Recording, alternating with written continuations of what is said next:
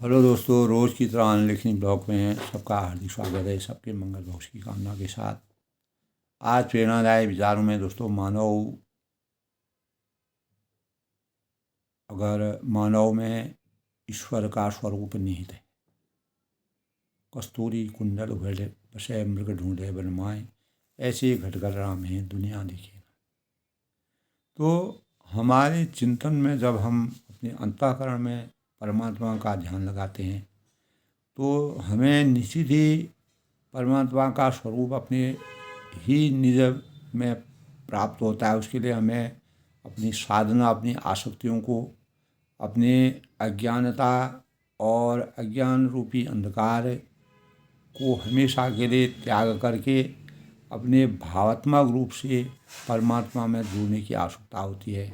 कैसे हम अपने सदा भावों को जागृत करें, तो हम ईश्वर की आराधना मानवीय स्वरूप की सरलतापूर्वक कर सकते हैं। दोस्तों, इसका सहज कारण यही है कि प्राय ईश्वर ही मानव के यानी इतर किसी भी अन्य रूप में कल्पना कर पाना न तो हमारी बुद्धि की सीमा में है और न ही वह हमारे मन के अनुकूल है। यदि हम एक छोटी सी चींटी या प्राणी में इतनी वृद्धि हो कि वह ईश्वर की कल्पना करे, तो वह ईश्वर को एक बहुत ही बड़ी चींटी के रूप में सोच सकती है। यानी यही अवस्था, यही दशा, यही परिस्थिति हमारी है। तो ब्रह्म सर्वव्यापी है। इस संसार में निराकार एवं निर्गुण जैसे सगुण की, अभी मैंने अपने ब्लॉग के माध्यम से निर्गुण और सगुण रूप में अगर परमात्मा होते हैं तो उसका स्वरूप एक ही होता है, लेकिन उसको मानने का ढंग अलग होता है। सगुण और निर्गुण भगवान की एक ही परिकल्पना है। तो निर्गुण निराकार यही अवस्था हमारे अंतःकरण में अनेक प्रकार के भ्रम पैदा करती है। ब्रह्म सर्वव्यापी है, निराकार हैं, निर्गुण हैं, साकार हैं, दृश्यमान हैं। तो यह जानते हुए कि मन को साकार ही आधार मिलता है, तो समस्त जो मूर्तियाँ होती हैं एवं चित्र होते हैं, अनेक प्रकार की कल्पनाएँ होती हैं, भगवान के रूप बने रहते हैं, इसी अवलंबन के द्योतक हैं, के मानक हैं। तो दोस्तों, क्या विरोधाभास हम ईश्वर की मानव के रूप में पूजना ही चाहते हैं, परंतु मानव में स्थित ईश्वर की ओर हमारा ध्यान भी नहीं जाता है। मानव यानी इतिहास का साक्षी है। जब भी किसी अवतार या संत का धरती पर अवतरण हुआ हो और हुआ भी है, तो उसके भीतर के ईश्वरीय तत्व की दीप्ति इतनी प्रबल और विलक्षण होती थी कि उसके समक्ष सभी सिर झुकाने के लिए बाध्य हो जाते हैं। आज के परिवेश में भी हम देखते हैं दोस्तों, अगर कोई भी इस प्रकार का ज्ञानी, समाज सेवी और अपार भगवान की आस्था के स्वरूप को जानने वाले और जिनको सिद्धि की प्राप्ति होती है, परमात्मा के निकट रहते हैं, ऐसे अनेक सिद्ध मुनि हैं, ऋषि हैं, समाज सेवी हैं, जिनको परमात्मा की आस्था पर परमात्मा के स्वरूप पर पूरी आस्था है। तो राम कृष्ण से लेकर बुद्ध भी देश काल सीमा से परे है, पर इन ज्योतिर्मय आत्माओं का जब आविर्भाव यानी प्रत्यक्षीकरण होता है, तभी हम ईश्वरीय अंश के साक्षात्कार में सक्षमता प्राप्त करते हैं। अगर हम विचार करें दोस्तों, जबकि ईश्वर हर देह में, तो देह में हमारे आसपास ही विचरण कर रहे होते हैं, लेकिन हम भ्रमवश अनेकों जगह विचरण करते हैं, अपने को भ्रमित करते हैं, अपनी आस्थाओं को खोते हैं और अनेक प्रकार के भ्रमजाल में फंसते हैं और आडंबरों के परिवेश में हम विचरण करते हैं। तो ज्ञान, प्रेम और भक्ति के स्वरूप का अगर वास्तविक संचरण हमारे अंतःकरण में हो जाए तो मानिए कि जिस प्रकार प्रकाश का कोई स्रोत है और अगर उस स्रोत में कोई कालिख लग जाती है तो उसके प्रकाश को सही ढंग से आने के लिए हम उस कालिख को साफ करते हैं। कभी कभी सूर्य चमत्कार के द्योतक हैं। जब वह बादलों के बीच में आ जाते हैं तो जब घनघोर बादलों के बीच में सूर्य चले जाते हैं तो पृथ्वी में अंधकार जैसा हो जाता है, दिन में भी। तो वही अवतार दोस्तों संत धवल तन मन लेकर जन्मे हैं। तो अन्यथा अंतर कुछ भी नहीं है। और अनेक प्रकार के संतों ने और भगवान की आस्था, जो एक कोई रोगी है, अगर हम उस रोगी को स्पर्श करते हैं और स्पर्श करने से भगवान को जिस प्रकार हम स्पर्श करके अपने जीवन को सार्थक समझते हैं, परमार्थ की अनुभूति करते हैं, उसी प्रकार एक दीनहीन व्यक्ति है, परेशान व्यक्ति है, और अगर उसकी हम स्पर्श करके उसकी सेवा भाव करते हैं तो वहीं पर हमको ईश्वर की प्राप्ति का आनंद हमारे अंतःकरण में विराजमान हो जाता है। तो प्रेम करना मानव जीवन का सबसे बड़ा, अगर हम घृणा से हटकर प्रेम के भावों का अपने अंतःकरण में जागरण करें तो वहीं पर हमें भगवान की प्राप्ति का आशीर्वाद मिलता है। घृणा है, जलन है, क्रोध है, तिरस्कार है, धुत्कार है, दूसरों को हीन समझने के भाव का त्याग जब तक हम नहीं करेंगे तब तक हमको मानव से हम माधव नहीं बन सकते।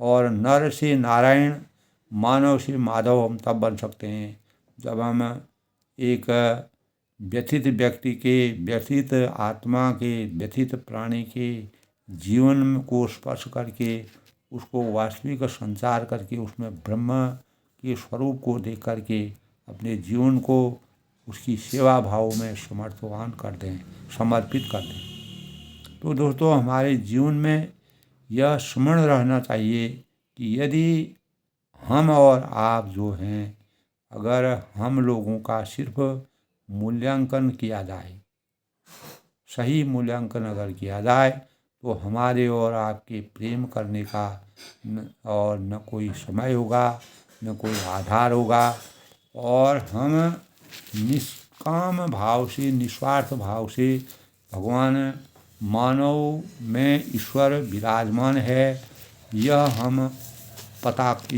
अपने आप में अपने स्वरूप को, अपने भावनाओं को जिस प्रकार से व्यक्त करते हैं वहीं पर हमें ईश्वर की प्राप्ति के भाव का संसार मानव अंतःकरण में होता है।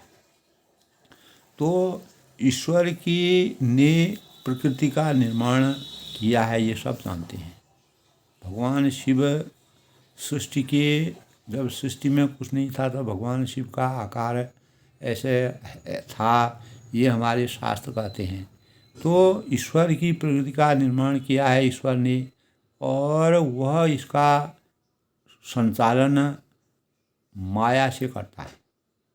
तो माया दो प्रकार की होती है दोस्तों। अच्छी माया संसार में सृजन करती है, और बुरी माया जो है, कुमाया जो है, वह संसार का विनाश करती है। तो और मानव के काम है, क्रोध है, लोभ है, ये अनेक प्रकार के विकारों से ईश्वर के हम विमुख होते हैं। तो ईश्वर कृपा से जीव को मनुष्य योनि प्राप्त होती है। बड़े भाग मानुष तन पावा। मनुष्य का जीवन बहुत ही अमूल्य है। मनुष्य का जीवन और समय, ये दो चीज़ें प्रत्येक प्राणी के लिए ईश्वरीय प्राप्ति का अभिन्न स्वरूप है। ईश्वर कृपा से जीव को मनुष्य और योनि प्राप्त होती है। इस संसार महानट्यशाला में सोचने की शक्ति और विवेक मनुष्य को ही प्राप्त होता है।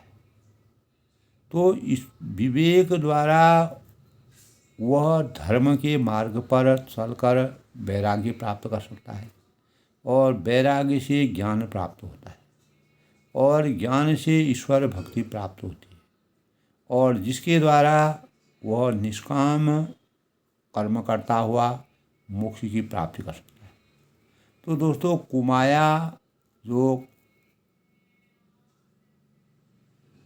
कुमाया जो हमको अच्छे मार्ग से बुरे मार्ग की तरफ ले जाने का प्रयास करती है, प्रकृति के गुणों के अनुसार मनुष्य को प्रभावित करती है।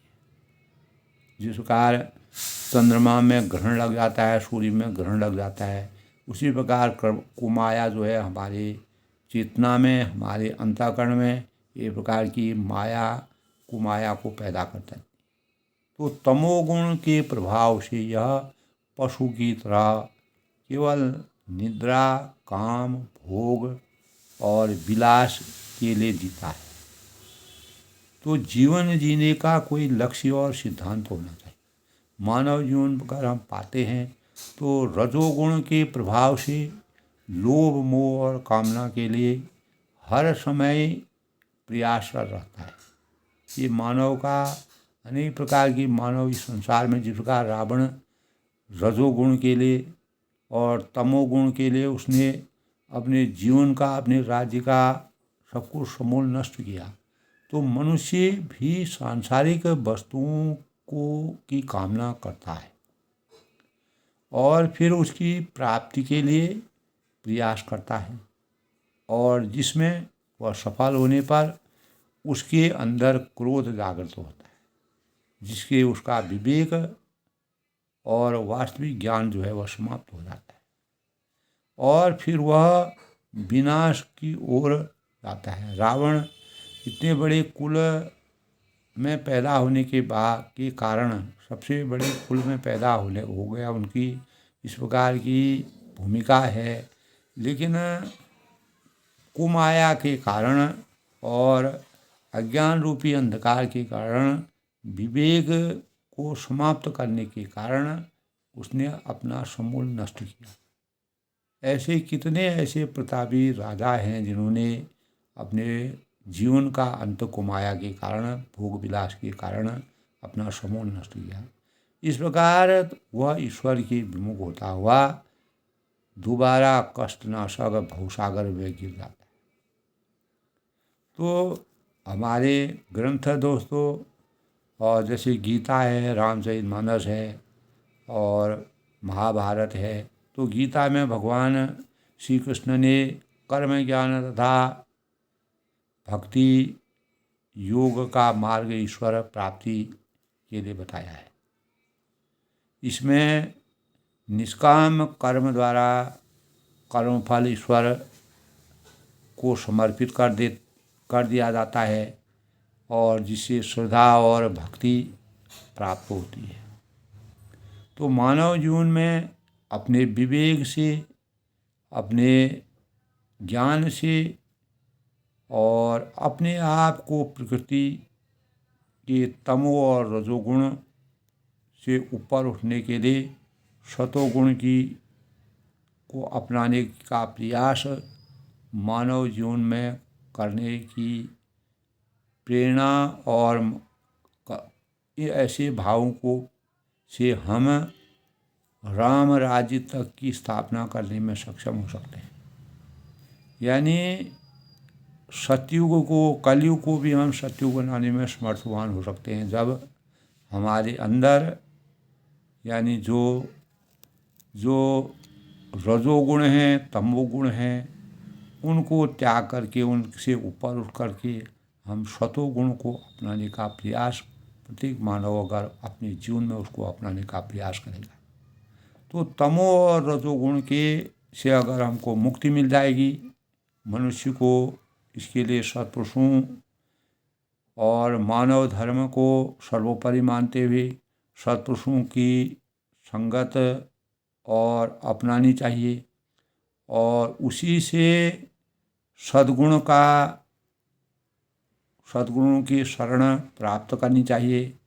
जिस प्रकार यानी काकभूषण जी के लंबे समय तक के सत्संग के प्रभाव से भगवान शिव ने भी हंस के रूप में अवतरण होकर के विराजमान होकर के सबसे नीच पक्षी जिसको माना गया है काकभूषण जी, परम मर्यादा पुरुषोत्तम भगवान राम जी जिसको ज्ञान और भक्ति का वास्तविक स्वरूप माना, तो उनके सत्संग को सुनने के लिए जिस प्रकार से भगवान शिव तक समर्पित हुए, ब्रह्मा विष्णु महेश सारे देवता लोग उनके सत्संग से हर एक प्राणी ने अपने जीवन को सतमार्ग पर चलाने का प्रयास किया।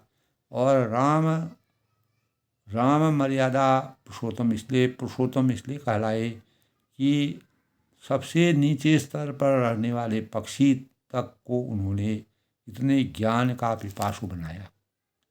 तो यही चीज़ दोस्तों मनुष्य को सत्पुरुषों के संगत अपनाना चाहिए। यही हमारे जीवन के लिए सबसे बड़ी औषधि है, यही हमारे लिए सबसे बड़ा वरदान है। तथा जो सद्गुरु होते हैं, गुरु ब्रह्मा गुरु विष्णु गुरुदेव महेश्वर, बिन गुरु ज्ञान कहाँ ते पाऊँ, गुरु साक्षात परम ब्रह्म तस्मै श्री गुरु।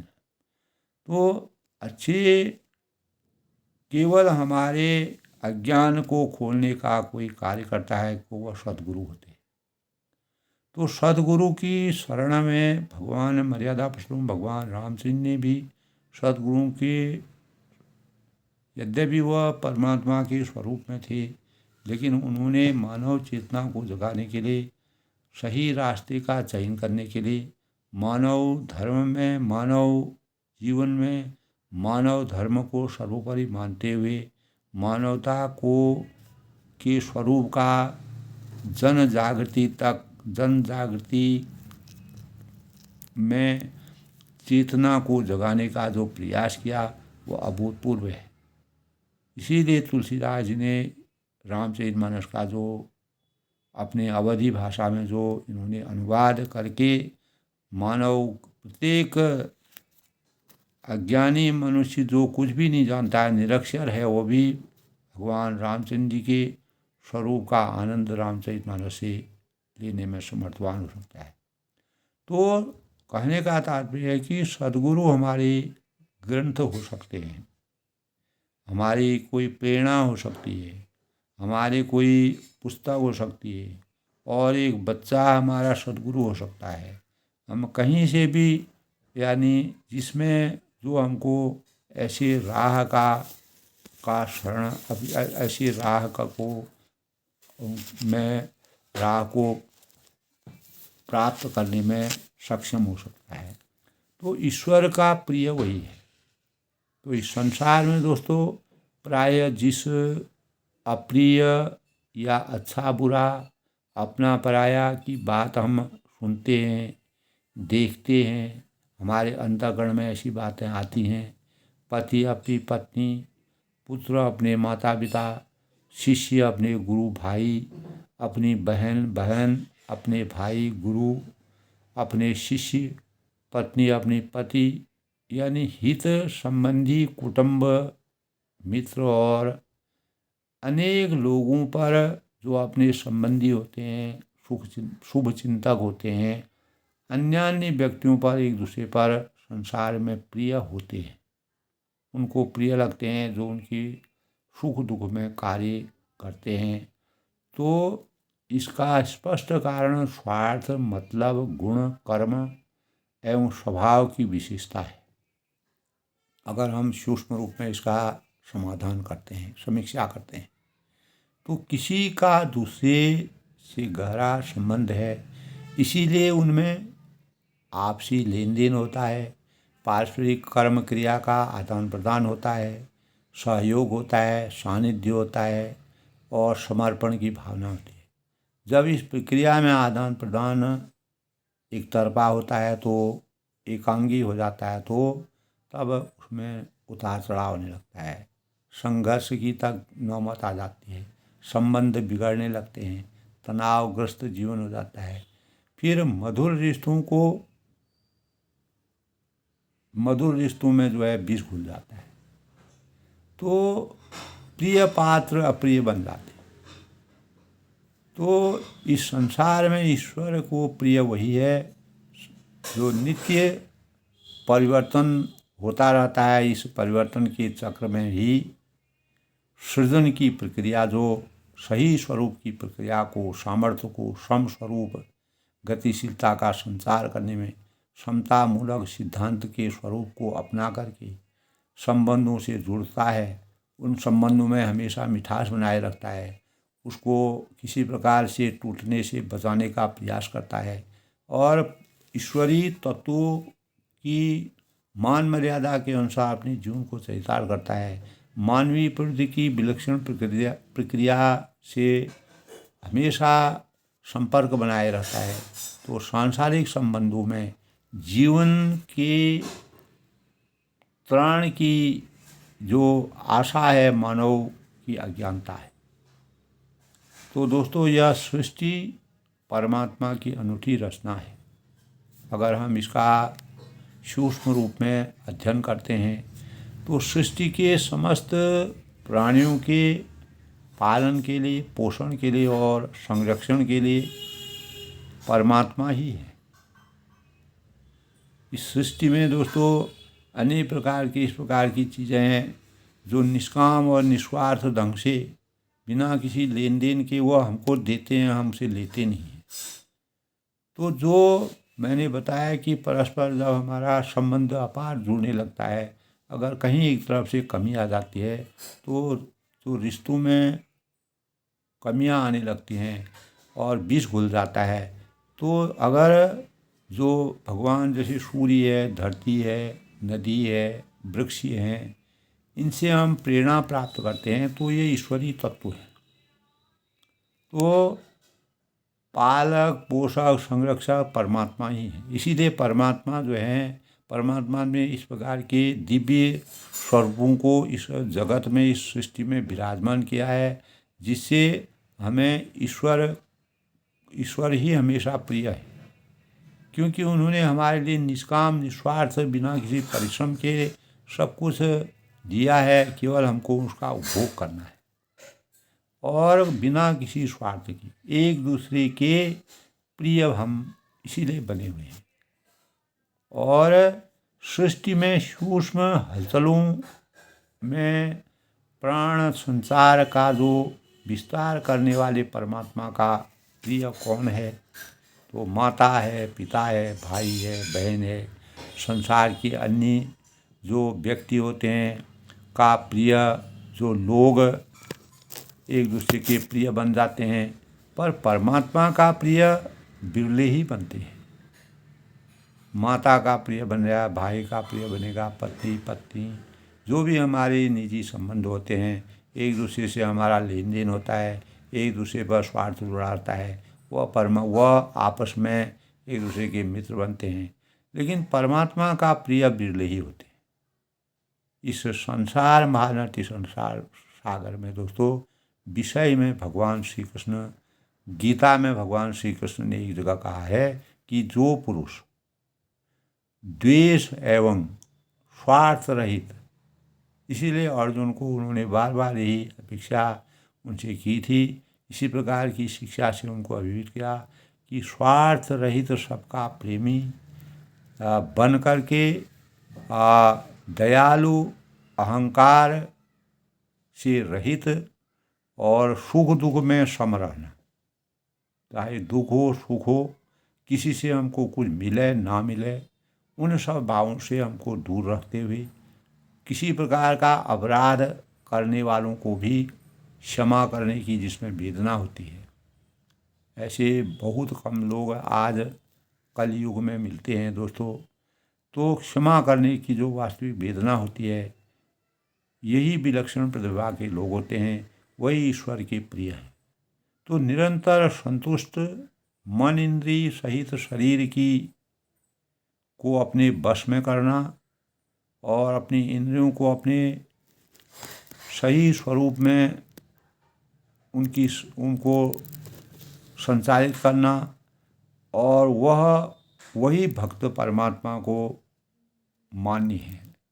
तो भगवान का प्रिय वही है जो भगवान के अनुरूप इस संसार में कार्य करते हैं और मानवीय जीवन में आते हुए अनेक प्रकार के सुख भावों का संचालन करते हैं।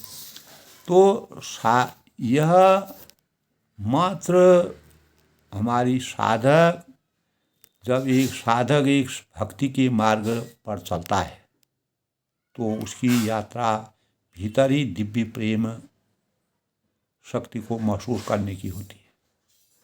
दोस्तों, भक्ति का मूल उद्देश्य उस प्रेम को पहचानना है, ईश्वर के प्रति समर्पण में अपना जीवन बिताना है और भक्ति से मिलने वाली जो शांति, सुख और संतोष भौतिक वस्तुओं से कहीं अधिक चिरस्थायी होते हैं, लंबे समय तक रहने वाले होते हैं और लोगों के लिए प्रेरणा के स्वरूप में होते हैं। लोग उसका आनंद उठाते हैं, भावी जो पीढ़ी है उसके लिए एक प्रकार की प्रेरणा बनती है। तो यह समर्पण केवल किसी रूप या प्रतीक में नहीं है, बल्कि आत्मा के गहरे भाव में होता है। जब कोई साधक अपने जीवन को सभी पहलुओं को भगवान के चरणों में अर्पित करता है तो वह केवल भक्ति नहीं करता है, बल्कि आत्म साक्षात्कार की दिशा में ही एक कदम और बढ़ता है। तो दोस्तों, यह प्रेम और समर्पण साधक को केवल, जो भी साधना करता है उसको केवल भगवान के करीब, ईश्वर के करीब नहीं लाता है और बल्कि उसे अपने अंदर की दिव्यता और शांति का अनुभव भी कराता है। तो पूर्ण स्वरूप जो बनता है, पूर्ण ईश्वरमय जीवन जो बनता है, उसकी सबसे बड़ी पराकाष्ठा यही है कि हमें जीवन में संघर्ष के सत्य को स्वीकार करने की आवश्यकता है। उससे लड़ने जूझेंगे तभी इतिहास हम रच पाएंगे और अपने जीवन को साधना के स्वरूप में ढालेंगे। जीवन की लड़ाई के पीछे छूटते चले जाएंगे तो चलते रहते हैं, लड़ते रहते हैं। तो संकटों का सामना मुस्कुराते हुए करना चाहिए, चुनौतियों का सामना मुस्कुराते करना चाहिए। वही जीवन के विविध आयामों को स्पर्श करते हैं और परमात्मा की वास्तविक शक्ति उन्हीं को प्राप्ति होती है, वही देवतुल्य होते हैं, उन्हीं का जीवन देवतुल्य होता है। यानी अन्यथा सिर्फ किस्मत को कोसने से अधिक कुछ नहीं कर पाते हैं, वहीं पर हम रह जाते हैं, हम अस्तित्व विहीन बन जाते हैं। तो एक दीपक जो है जिस प्रकार से अपने पथ के अनुसार, जिस प्रकार एक पथिक होता है अपने मार्ग पर चलता है, उसी प्रकार दिया जो है वह हमेशा एक लौ के साथ जलता रहता है। जीवन को आगे बढ़ने की प्रेरणा हमें ऐसे दिए से भी हमको अपने जीवन की प्रेरणा मिलती है। प्रेम और भक्ति के भावों का संचार करके और साधक जब भक्ति के मार्ग पर चलता है तो उसकी यात्रा भीतर ही दिव्य प्रेम भक्ति को महसूस करने की होती है। तो दोस्तों, भक्ति का मूल उद्देश्य इस प्रेम को पहचानना है जो ईश्वर के प्रति समर्पण में अपना जीवन बिताता है। तो भगवान शिव ने पार्वती जी से यही संदेश दिया कि भक्ति से मिलने वाली जो शांति, सुख और संतोष भौतिक वस्तुओं से कहीं अधिक है, स्थायी होता है। और यह समर्पण केवल किसी रूप या प्रतीक में नहीं है, बल्कि आत्मा के गहरे भाव में होता है। जब कोई भी साधक अपने जीवन के सभी पहलुओं को भगवान के चरणों में अर्पित करता है तो वह केवल भक्ति नहीं करता बल्कि आत्म साक्षात्कार और समर्पण साधक को केवल भगवान के करीब नहीं लाता है बल्कि उसे अपने अंदर के स्वरूप को दिखाकर शांति का अनुभव कराता है। जिस प्रकार भगवान मर्यादा पुरुषोत्तम भगवान रामचंद्र जी ने जब काकभूषण जी को अपने मुंह के अंदर प्रवेश कराया था तो तीनों लोगों की दिव्यता के भाव से और तीनों लोगों के पूरे ब्रह्मांड का जब स्वरूप काकभूषण जी के ने देखा तो वह भयभीत हो गई। तब भगवान रामचंद्र जी मुस्कुरा करके अपनी बाल लीला को करने लगे ताकि काकभूषण जी किसी प्रकार से भयभीत न हो। लेकिन भक्ति भावों का वास्तविक आनंद में जब मर्यादा पुरुषोत्तम भगवान रामचंद्र जी वास्तविक आनंद के स्वरूप को काकभूषण जी के अंतःकरण में देखा तभी उन्होंने ब्रह्मांड की छत्र छाया को दिखा करके पूरे ब्रह्मांड का वर्णन दिखा करके काकभूषण जी के जीवन को समर्थवान बनाया। तभी वह इतने लंबे समय तक सत्संग देते रहे और मानव चेतना को जगाने के लिए भगवान के स्वरूप का वास्तविक ज्ञान जो उन्होंने दिया वह परमात्मा का आशीर्वाद था।